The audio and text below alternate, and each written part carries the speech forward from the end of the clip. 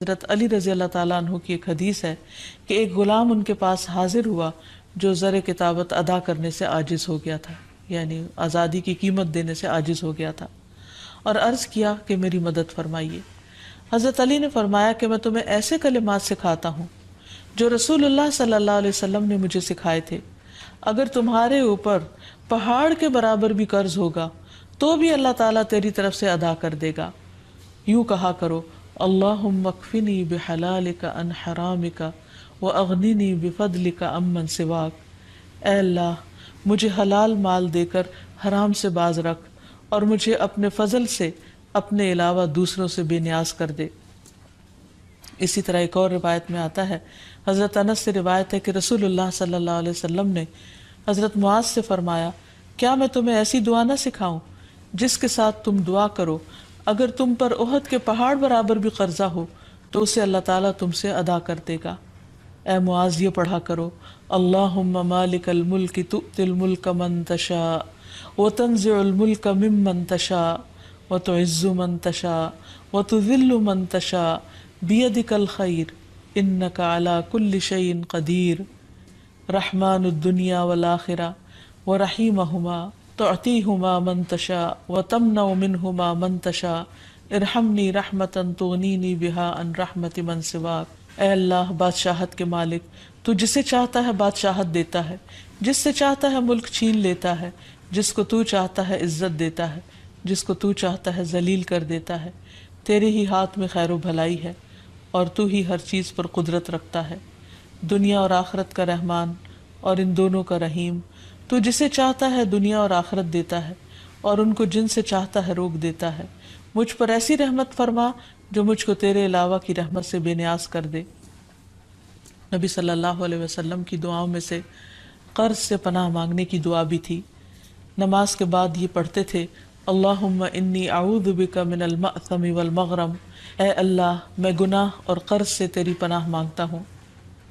کسی نے عرض کیا، یا رسول اللہ صلی اللہ علیہ وسلم آپ قرض سے اتنی پناہ مانگتے ہیں؟ آپ نے جواب دیا، جب آدمی مقروض ہوتا ہے تو جھوٹ بولتا ہے اور وعدہ کرتا ہے تو خلاف ورزی کرتا ہے۔ پھر سونے سے پہلے کی دعائیں جو ہیں ان میں بھی قرض کی ادائیگی کی دعا ہے۔ پھر اسی طرح سفر میں بھی قرض سے پناہ کی دعا ہے، کیونکہ مسافر کی دعا قبول ہوتی ہے۔ نبی صلی اللہ علیہ وسلم جب کہیں قیام فرماتے تو یہ دعا پڑھتے، اللہم انی اعوذ بک من الہم والحزن والعجز والکسل والبخل والجبن ودلع الدین وغلبۃ الرجال۔ اے اللہ میں تیری پناہ مانگتا ہوں غم اور رنج سے، عاجزی سے، سستی سے، بخل سے اور بزدلی سے، اور قرض چڑھ جانے اور لوگوں کے غلبے سے۔ تو یہ ہیں وہ چند مسنون دعائیں جو نبی صلی اللہ علیہ وسلم نے سکھائیں۔ اگر انسان ان کو پڑھتا رہے تو قرض سے نجات حاصل ہو جائے گی۔ بریدہ رضی اللہ عنہ سے مروی ہے کہ میں نے نبی صلی اللہ علیہ وسلم کو یہ فرماتے ہوئے سنا کہ جو شخص کسی تنگ دست مقروض کو مہلت دے دے اسے ہر دن کے عوض اتنا ہی صدقہ کرنے کا ثواب ملے گا۔ پھر ایک اور مرتبہ سنا تو نبی صلی اللہ علیہ وسلم نے فرمایا، جو شخص کسی تنگ دست مقروض کو مہلت دے دے اسے ہر دن کے عوض دگنا صدقہ کرنے کا ثواب ملے گا۔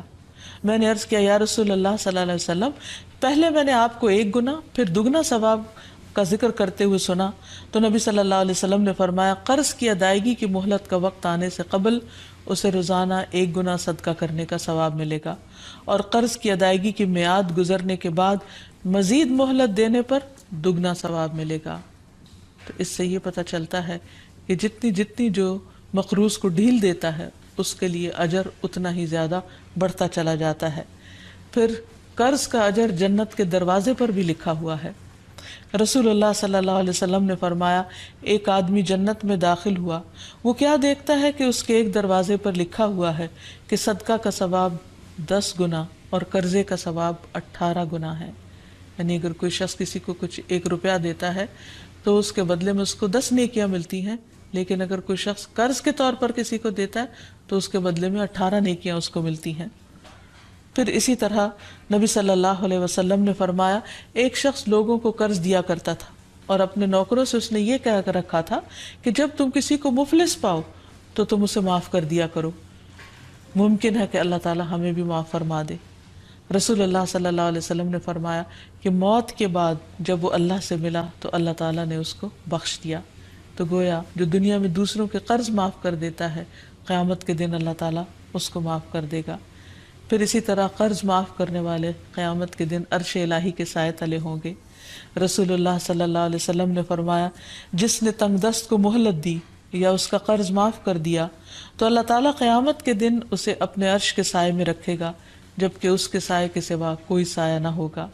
ایسے شخص کو قیامت کے دن کی سختیوں سے بھی نجات ملے گی. پھر یہ بھی ہے کہ جو شخص کسی کو قرض معاف کر دیتا ہے اسے قیامت کے دن کی سختیوں سے نجات مل جاتی ہے. رسول اللہ صلی اللہ علیہ وسلم نے فرمایا جس کو یہ پسند ہو کہ اللہ تعالیٰ اسے قیامت کے دن کی سختیوں سے نجات دے دے تو اسے چاہیے کہ وہ مفلس کو مہلت دے یا اسے معاف کر دے. اللہ تعالیٰ ہم سب کو ہر طرح کی پریشانیوں سے محفوظ رکھے. وآخر دعوانا ان الحمد للہ رب العالمین. السلام علیکم ورحمۃ اللہ وبرکاتہ.